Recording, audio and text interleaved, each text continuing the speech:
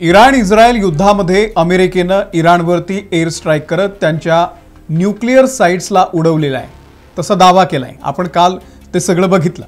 पण यानंतर पुढच्या काही तासांमध्येच इराण इस्रायलवरती अक्षरशः तुटून पडला। आधी तो 10 मिसाईल टाकत होता, आता तो 20 टाकायला लागलाय। सांगायचा मुद्दा हा आहे की अमेरिकेच्या एअर स्ट्राईक नंतर इराण घाबरून जाईल, माघार घेईल, हे जे अमेरिकेला वाटत होतं तसं काहीही झालेलं नाहीये। उलट इराण हा आता इस्रायल आणि अमेरिकेला देखील पुरून उरतोय प्रत्यक्ष युद्धभूमीवरती। पण याही पुढे जात डिप्लोमॅटिक स्तरावर देखील इराण आता जगाचं नाक दाबणार आहे। त्यामुळे बडे बडे देश जे स्वतःला महासत्ता म्हणवतात त्यांची पंचायत होणार आहे। काय करणार आहे इराण? तर हा जो होर्मुझ स्ट्रेट तुम्हाला नकाशावरती दिसतोय तो मार्ग आता इराण बंद करणार आहे। तसा प्रस्ताव इराणच्या संसदेनं मंजूर केलेला आहे। होर्मुझ स्ट्रेट म्हणजे काय? तर याच भागातून जगभरामध्ये पेट्रोल पोहोचवलं जातं इराणमधून। आता हाच रस्ता जर बंद करून टाकला तर जगभरामध्ये पेट्रोल, डिझेल, गॅस यांची कमतरता भासणार आहे आणि त्यामुळे इंधनाचे भाव सुद्धा वाढणार आहेत। त्यामुळे आता यापुढे मिसाईल न टाकताही अत्यंत विचारपूर्वक इराण जागतिक खेळी खेळणार आहे। हा होर्मुझ स्ट्रेट नेमका काय? यामुळे अमेरिकेची, इस्रायलची कशी पंचायत होणार आहे? भारतालाही याच मार्गाने पेट्रोल येतं, मग भारतावर याचा नेमका कसा परिणाम होणार आहे हे सगळं आपण या व्हिडिओतून जाणून घेऊयात। त्यामुळे हा व्हिडिओ तुम्ही शेवटपर्यंत बघा। नमस्कार, मी अमोल किन्होळकर, आपण पाहत आहात महाराष्ट्र टाइम्स ऑनलाइन। तर आपण नकाशावरती समजून घेऊयात की हा होर्मुझ स्ट्रेट नेमका आहे तरी काय, कुठे आहे, म्हणजे तुम्हाला एक अंदाज येईल की हा रस्ता किती महत्त्वाचा आहे। भारताच्या उजव्या बाजूला हा अरबी समुद्र आहे, आपल्याला माहिती आहे, आणि इथेच अनेक अरब देश आहेत। शेजारी इराण आहे। इराण आणि ओमानच्या मध्ये समुद्रामध्ये एक छोटंसं बेट आहे होर्मुझ। याचा एक रस्ता हा पुढे पर्शियन गल्फला जातो आणि दुसरा रस्ता हा ओमान गल्फच्या मार्गे भारताकडे येतोय, आपण बघतोय, ठीक आहे। आणि इथूनच भारतामध्ये पेट्रोल, डिझेल, गॅस वगैरे येतो। या मार्गावरून जगातील सुमारे 30% तेल आणि 1/3 LNG ची वाहतूक होते।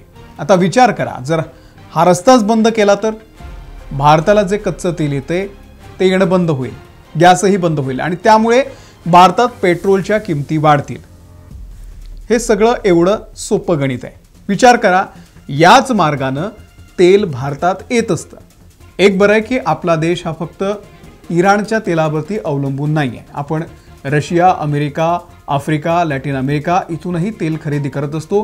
अरब देशांमध्ये सुद्धा आपण त्यांच्याकडूनही तेल घेत असतो। त्यामुळे फक्त या एका मार्गावरती आपण अवलंबून नाही। पण तरीही लवकरात लवकर जर ही परिस्थिती पूर्वपदावरती आली नाही तर मात्र आपल्या देशामध्ये पेट्रोलच्या किमती वाढू शकतात। आज भारताचे पेट्रोलियम मंत्री हरदीप सिंग पुरी यांनी सगळ्यांना एक दिलासा देणारी बातमी दिलेली आहे। ते काय म्हणतात? आपल्या तेल विपणन कंपन्यांकडे पुरेसा साठा आहे, त्यांच्याकडे 25 दिवसांचा साठा आहे। आपण इतर मार्गांद्वारे तेल पुरवठा वाढवू शकतो।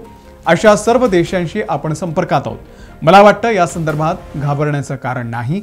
पंतप्रधान नरेंद्र मोदी इराणच्या राष्ट्राध्यक्षांशी बोललेले आहेत आणि तणाव कमी करण्याचं त्यांनी आवाहन केलंय। त्यामुळे येत्या काही दिवसात हा तणाव कमी होईल, पण तरीही येणाऱ्या संकटाला तोंड देण्यासाठी आम्ही तयार असू।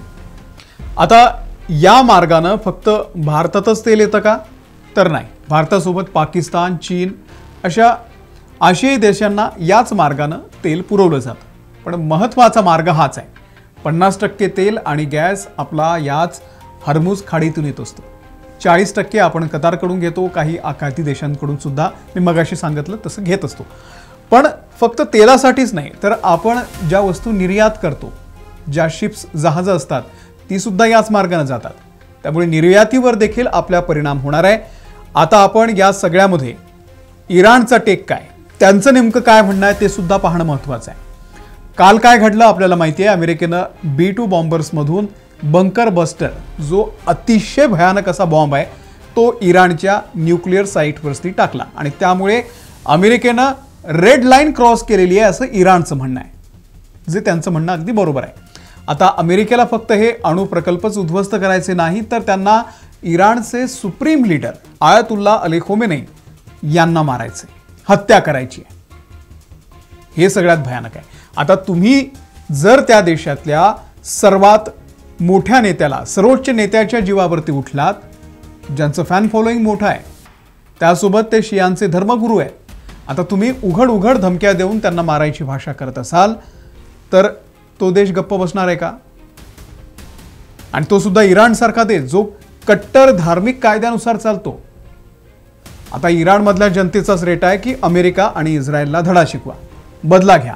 आता होर्मुझचा हा समुद्री मार्ग जो आहे तो बंद करण्यासंदर्भात आंतरराष्ट्रीय कायदे काय म्हणतात तर युनायटेड नेशन्सच्या UN convention on the law of the sea यानुसार हा मार्ग बंद करू शकत नाही। पण इराणचं म्हणणं आहे की आम्ही सेल्फ डिफेन्ससाठी हे करतोय, आम्ही आत्मरक्षणासाठी हे सगळं करतोय। इराणचं म्हणणं बरोबर आहे की हा आमचा भाग आहे, हा आमचा अधिकार आहे। UN मध्ये देखील अमेरिकेची दादागिरी आहे, हे आपण विसरून चालणार नाही। काल अमेरिका एका देशामध्ये जाऊन एवढे भयानक बॉम्ब टाकून गेलं तेव्हा UN फक्त कडी निंदा करत बसलं, आणि दुसऱ्या देशांनी जर असं काही केलं तर लगेच नियम तुम्हाला शिकवले जातात। आंतरराष्ट्रीय स्तरावर देखील गावगाड्यामध्ये जसं राजकारण चालतं ना, तसाच हा सगळा प्रकार आहे। अमेरिकेचं म्हणणं आहे की इराण हा आर्थिक आत्महत्या करतोय। अमेरिकेनं आता चीनला सांगितलं की तुम्ही इराणशी बोला, हा मार्ग बंद करू नका, आणि जर असं करत असतील तर ते मोठी चूक करतायत। तर ही मोठी चूक म्हणजे अमेरिका पुन्हा एकदा धमकी देतोय की यांनी जर असं केलं तर आम्ही बघून घेऊ। आता चीनला का सांगितलं तर चीनला सर्वात जास्त तेल इराणमधून येतं, जवळपास 40% तेल इराणमधलं चीनला जातं, त्यामुळे अमेरिका चीनला मध्यस्थी करायला लावतोय। आणि या सगळ्याचा परिणाम आता जाणवायला लागलेला आहे। फक्त तेल नाही तर इतर वस्तूंच्या आपल्या आयात निर्यातीवर देखील त्याचा मोठा परिणाम होतोय, आणि त्यामुळे वाहतूक खर्च वाढतोय, पर्यायी पुन्हा किमती सुद्धा वाढतायत।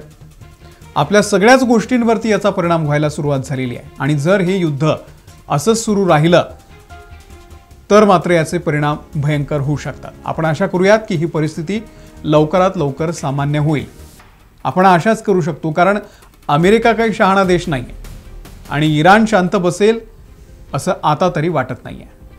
बघूयात आणखी काय घडतंय, अपडेट देत राहू। या व्हिडिओमध्ये मी इथेच थांबतोय। तुम्ही जर आमच्या चॅनलला सबस्क्राईब केलेलं नसेल तर आमच्या चॅनलला सबस्क्राईब करा। धन्यवाद।